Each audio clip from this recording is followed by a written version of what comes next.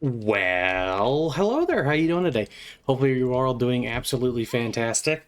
Peachy keen wonderful, all that great stuff. Uh I am personally doing amazing as per usual.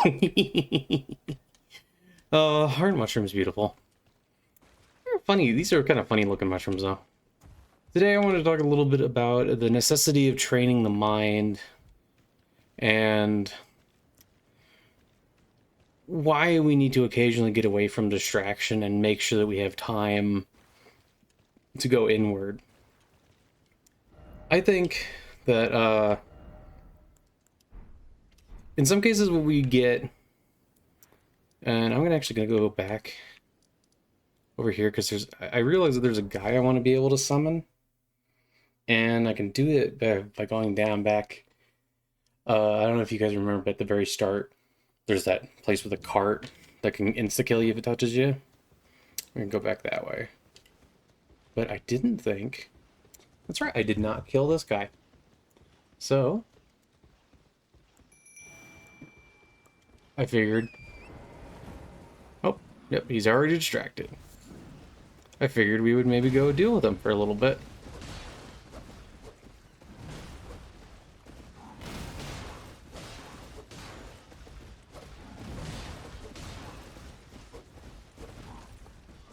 Catte!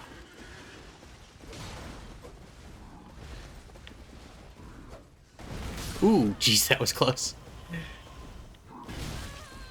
Oop, he's really hurting my horse.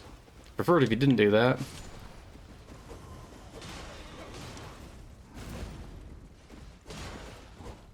Alright, we're gonna back up a little bit so we can heal. Just a smidge. But the thing is, it's always funny that it's kind of funny that I'm talking about this, considering I'm kind of being distracted right now. But one of the biggest things that we don't realize, or maybe we don't realize when we live in this modern world, is that, you know, everything's constantly vying for our attention. And that's where that broke. I don't know why that broke.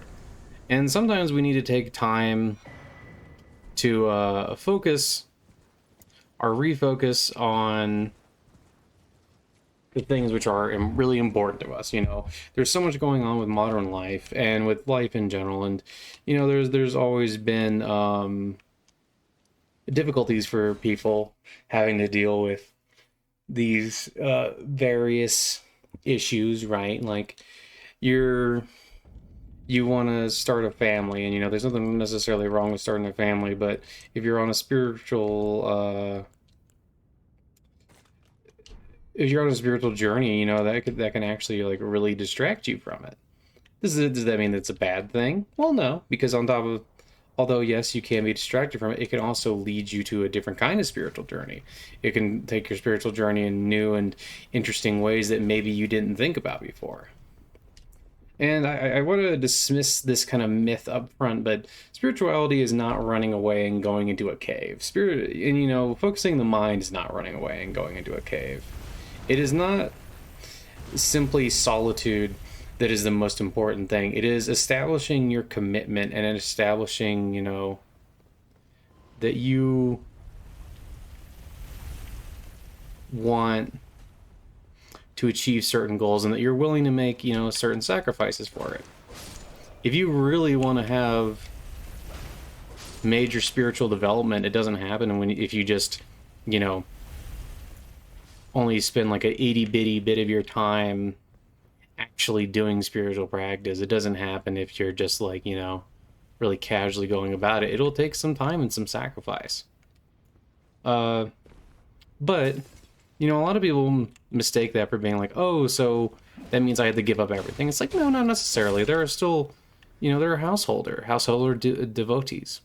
I mean, the Buddhist community, the way that's set up, you know, it could not have survived if literally everybody became a monk, because it needed, you know, lay people to support it. It needed there to be, if you want there to continue to be, you know, generations of monks and new monks, you need to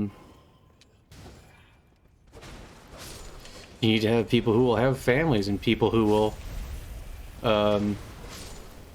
keep the traditions alive and things like that.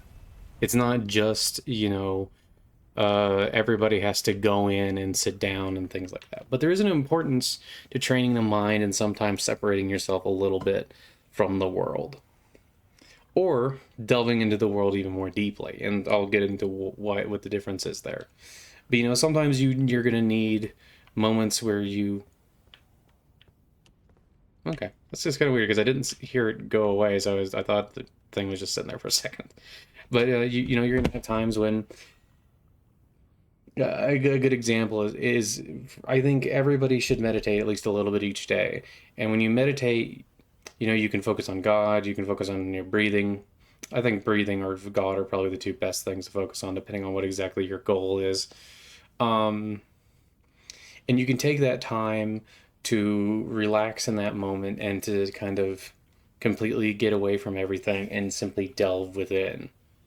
Training your mind is one of the most important things though, because it's not just like I said, it's not about like going to the cave in the Himalayas or going to a monastery. Yeah, those can be spiritual practices, but you know, a common example given is, you know, it's good to meditate and it's good to be a monk in a monastery. However, if you go outside of the monastery and immediately forget all of your monastic vows, then one could ask, you know, how effective are your vows really? Oh, if like, you know, it's that easy for you to you know, abandon those vows and, you know, kind of like forget who you are or why you're doing what you're doing. You know, you need. Ow.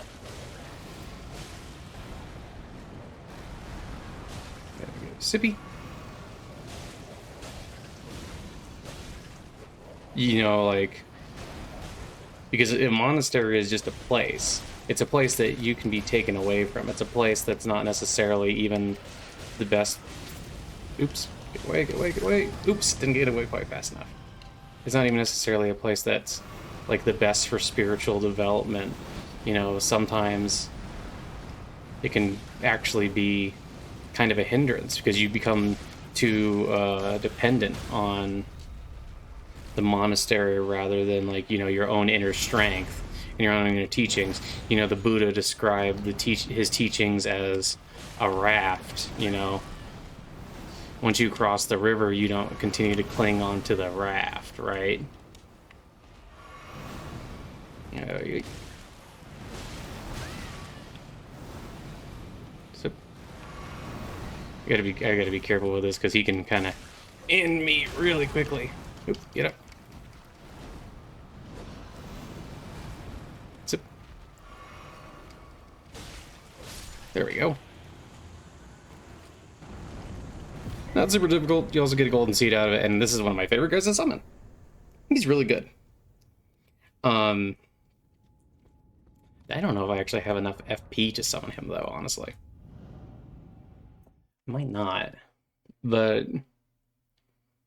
you know, the teachings are there to get you to enlightenment. The teachings are there for you to have a better life. The teachings are there for these things. They're not there. Oh, I don't have enough. How many golden seeds do I have? You know, they're not there for that sort of thing. They're there as this thing which is golden seeds. Oh, there. Okay, I only have one. Okay, they're not there so you can cling on them to forever, cling on to them forever. You know, and just because the teachings are good doesn't mean that there's like the whole idea behind like Buddhism and this ascetic tradition is to give up your clinging, is to try and get past uh, your clinging nature, the way that, you know, things are uh, things become important to you, and that's like kind of like the basis of a lot of suffering is simply that, you know, things become important to you and then you cling to them, and then when you can't have them or when they're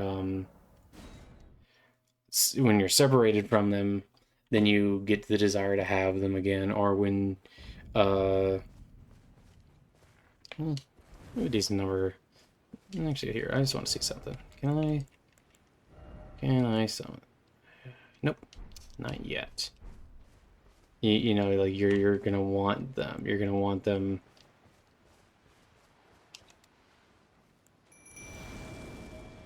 in your life. And when you don't have them, you know, the separation from that which you desire is, you know, suffering. And then, you know, sometimes simply desiring something can be suffering by itself. The idea is that you want to train your mind so that you don't suffer. Or, you know, you understand the truth, which is that these things are, you know, they're not permanent. And, well, there you are. And they're not always going to necessarily be there.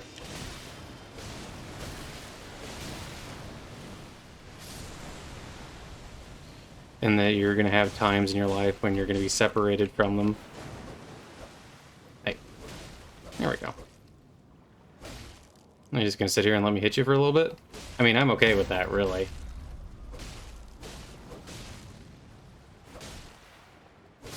Okay, that was easy.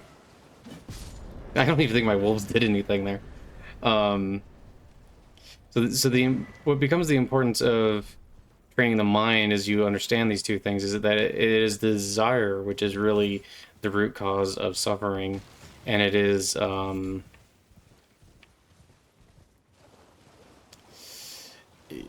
it's not that you can just go to a place and be peaceful. If you don't train your mind, then yeah, sure, you can spend as much time as you want in a monastery, but if you're not training your mind, then the same thoughts that bothered you when you were, you know, in the regular outside world are still going to be there, and they're going to come back to you, and they're going to, they're still going to cause difficulties.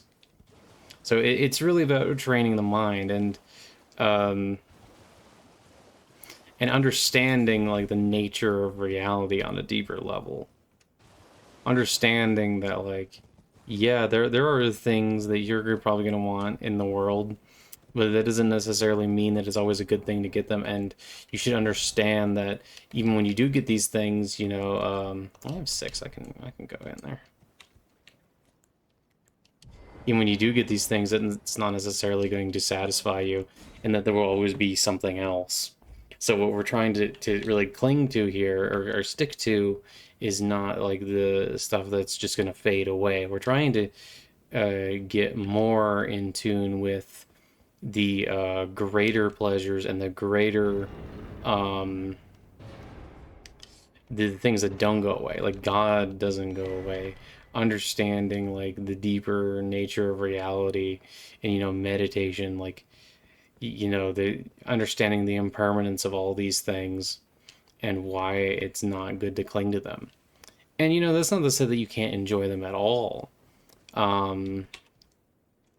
You know, for a lot of paths, especially, you know, Tantra and, you know, various forms of Shaktism or Shaivism, there's definitely no idea that you're supposed to, like, separate yourself from, you know, existence or reality on some level. Well, you're not supposed to be, you know, or, you know, separating yourself from like everyday life. In fact, you know, in most tantric traditions, there aren't really monks. There are, you know, some ascetics, but, you know, it's not uncommon to encounter people like this who, like, you know, have a wife and, you know, have kids, you know, and live, you know, these kind of spiritual lives in not necessarily the most spiritual environments sometimes. And, you know, I think a great example of this is Sarada Devi, who, you know, was Sri Ramakrishna's wife, but she had, um, you know, these like greedy uncles, and she had to take care of a family, and she did all these tasks of a, you know, of a householder wife, but she also, you know, was constantly chanting the name of God, was constantly praising God, and, you know, brought her mind to peace. And, you know, with Ramakrishna, with Sri Ramakrishna, she's often considered, you know, like his embodiment of Shakti. And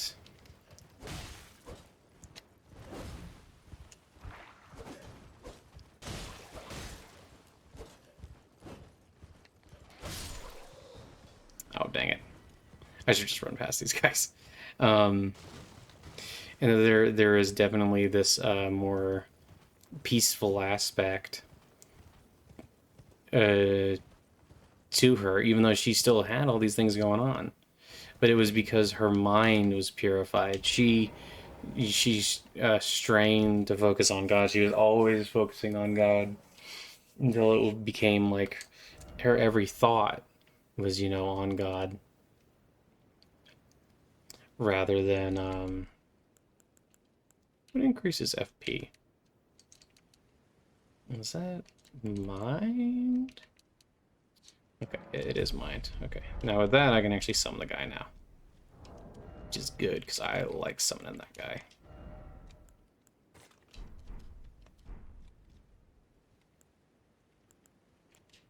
All right. And you know, we also see, you know, like Neem, Carol Baba. He had sons and he had a wife and family, but he was still, you know, is still considered by many to be an avatar of Hanuman.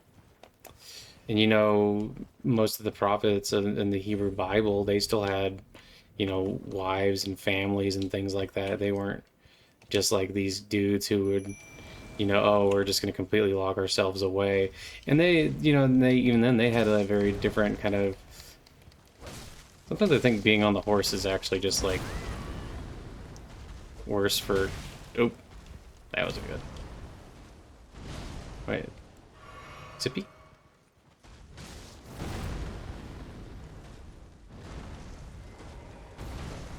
Oh.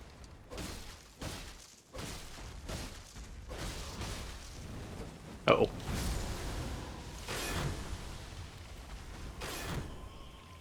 Oh, jeez. Maybe not quite ready to fight that guy. I'm gonna give it one more try. Mistake America. Where will that actually put me?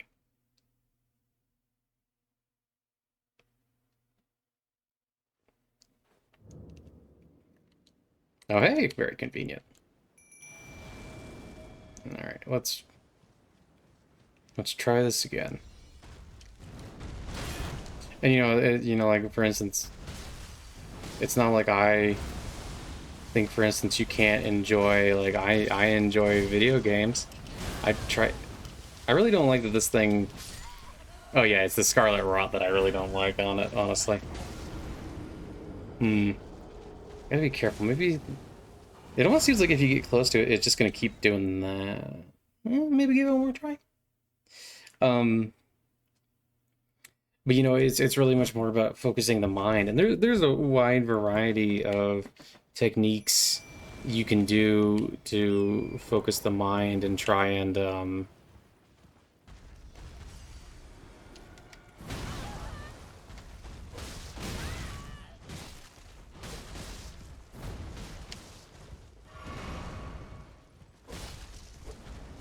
and some of which can really. Oop. Because it doesn't go necessarily behind it, it seems.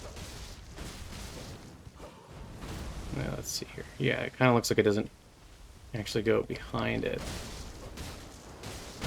I got stuck there on the night guy. Uh-oh. Oh, this one.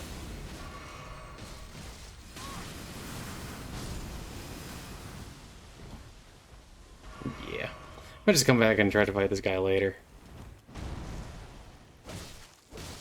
Because he's kind of tough.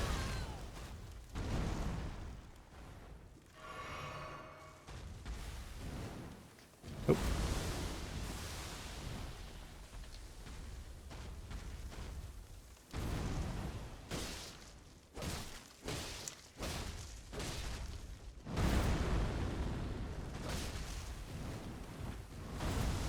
Keep backing up.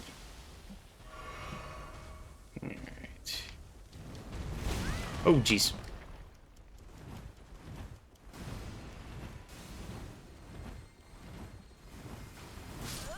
Oh. You know what? Actually, I think there's a thing right behind him that might actually be a better place to try and attack him from. 'Cause I wonder if I can like kind of cheese him and like maybe whittle him down a little bit and then summon the guy and then have him help me. That might be something I could do. Yeah, you know what? Let's try that.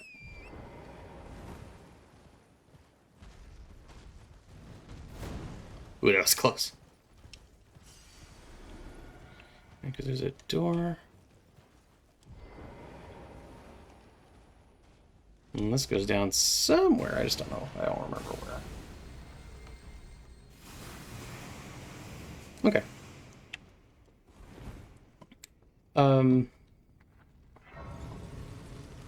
But yeah, there's one very simple technique, for instance, is just do to like 10 minutes of meditation. And let's say do 30 minutes of meditation a day and choose 3 different times where you can just sit down for 10 minutes, or just one time when you can sit down for 30, however you want to do it.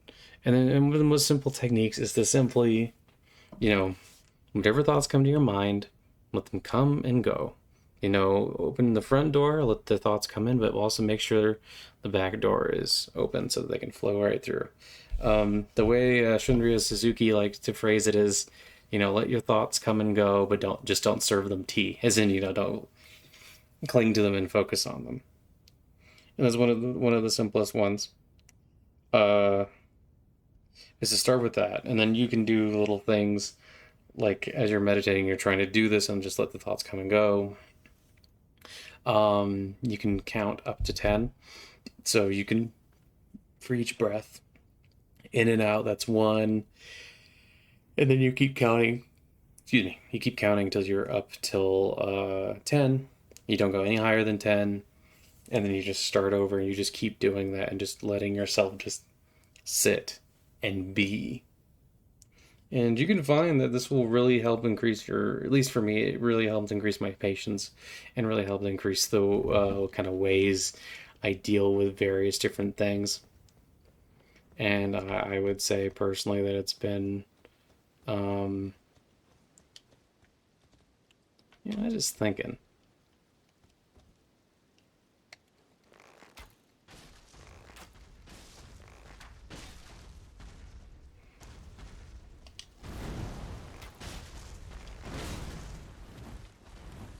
This would be a dumb way to do it, but it would also be kind of funny to...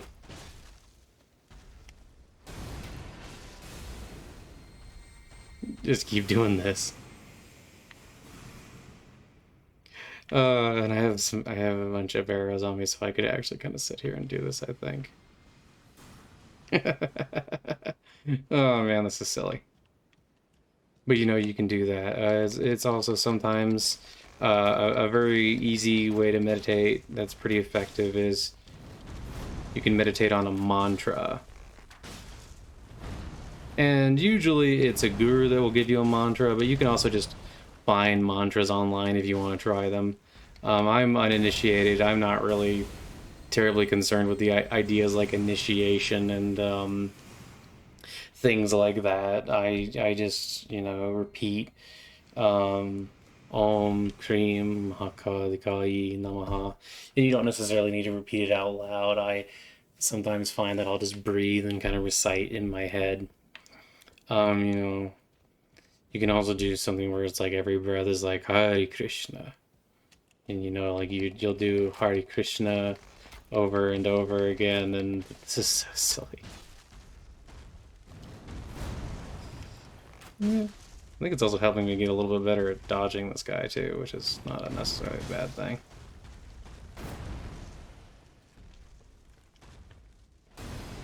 It's also kind of funny because I'm imagining, I mean, it's a bot, so you can't truly annoy it, but it's kind of funny to imagine. You go through and you do that. And you can also do deity meditation where you can find guides online and things like that. And it's perfectly fine if you want just to have a guided meditation that's easy. I think... Ooh, ow.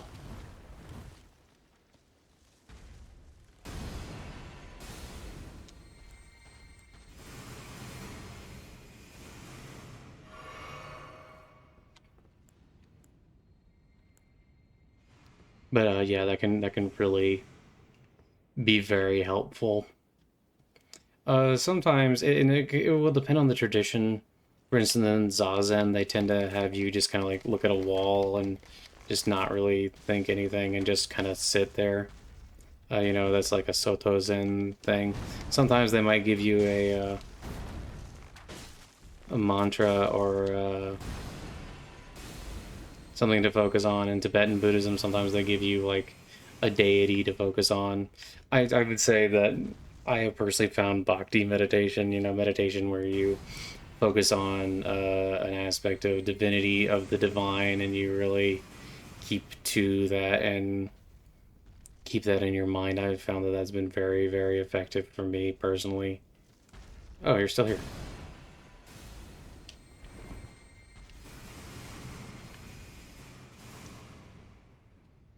Um, and that you can also, it doesn't necessarily have to be any like known god.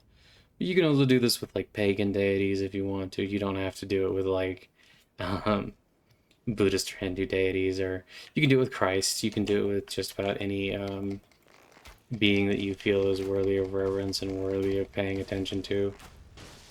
Um, I would argue that if you wanted to talk like in depth about, oopsie. If you want to talk in depth about both Hindu and Buddhist meditation, I would maybe argue that they kind of exist to do different things. Like Hindu meditation. I mean, it also depends on the sect, but Hindu meditation is often much more focused on purifying your mind and getting closer to God, whereas, Buddhist meditation is more about training your mind, not necessarily to connect to God, but to, you know,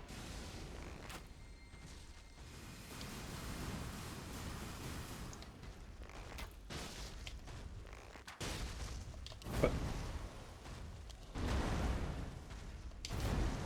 ooh, close. But um, to get these kind of things going for you and get them like, uh, you know, uh, inside of your mind, and to kind of try and focus and control the mind and understand. Because like one of the big things that I've heard a lot of Buddhist masters and even some and Sendo masters as well, they'll talk about the monkey mind, where like the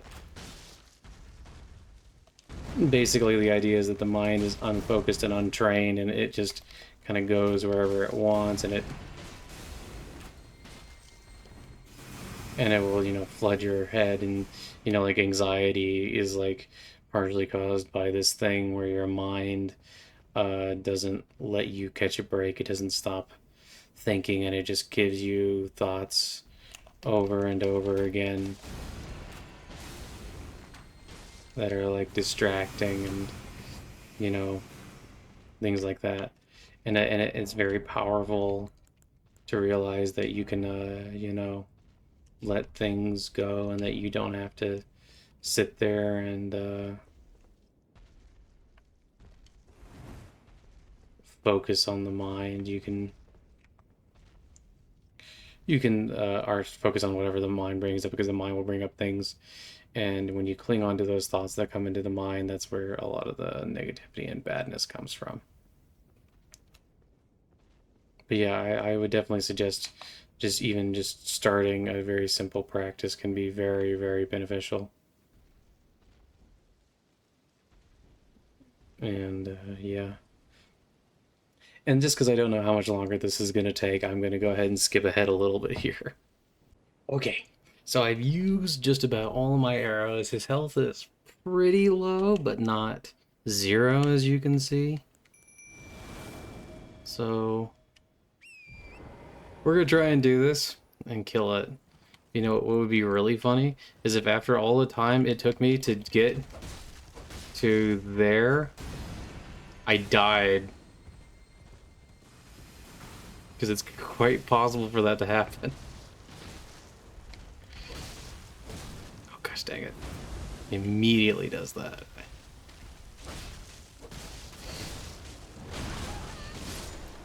Oh, man. That could have been so close.